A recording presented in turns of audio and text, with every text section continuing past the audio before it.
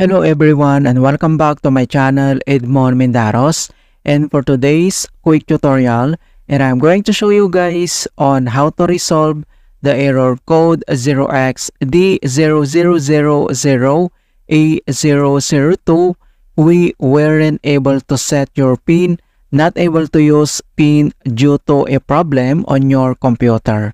Kung paano ba natin ito i-fix, and without further ado, and let's go ahead. So, all you have to do is to open up on a search menu, and dito sa search for app, so type mo lang dito yung File Explorer, and then click mo lang dito yung open.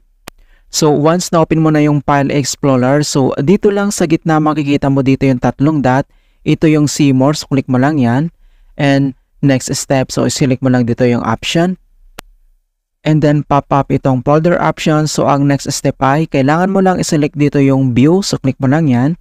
And dito lang sa kanyang advanced settings ay kailangan mo lang iselect dito yung show hidden files and folders. So click mo lang yan. And then click mo lang dito yung apply. And then click mo lang dito yung okay. Then after dito, so dito sa left side menu, and then select mo lang dito yung this PC. And next step, so iselect mo lang dito yung local drives. Ito yung ating C drives. So kailangan mo lang mag double click. And next step, so kailangan mo lang iselect dito yung Windows. So, dito sa Windows, kailangan mo ulit mag-double click.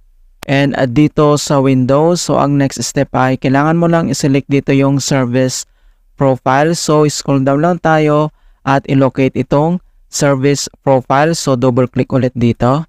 And dito sa service profile, ang next step, select mo lang dito yung local service. So, double click ulit. And dito sa local service, and then select mo lang dito yung app data. So, dito sa app data ay kailangan mo lang mag-double click ulit. And dito sa app data, so select mo lang dito yung local and then double click ulit. And dito sa local, ang next step ay kailangan mo lang iselect dito yung Microsoft folder. So, double click ulit. And dito sa Microsoft folders, ang next step ay kailangan mo lang iselect dito yung NGC. Alright? So, dito, i-select mo lang siya and then kailangan mo lang mag-right click. And then, select mo lang dito yung properties. So, dito sa NGC properties, and then select mo lang dito yung security. So, click mo lang yan. And next step, so dito sa security, and then select mo lang dito yung advanced. Okay, dito sa baba, makikita mo dito yung advanced. So, click mo lang yan. And then, pop up itong advanced security settings for NGC.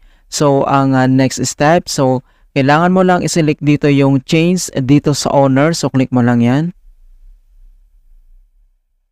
And then, dito sa select user or group.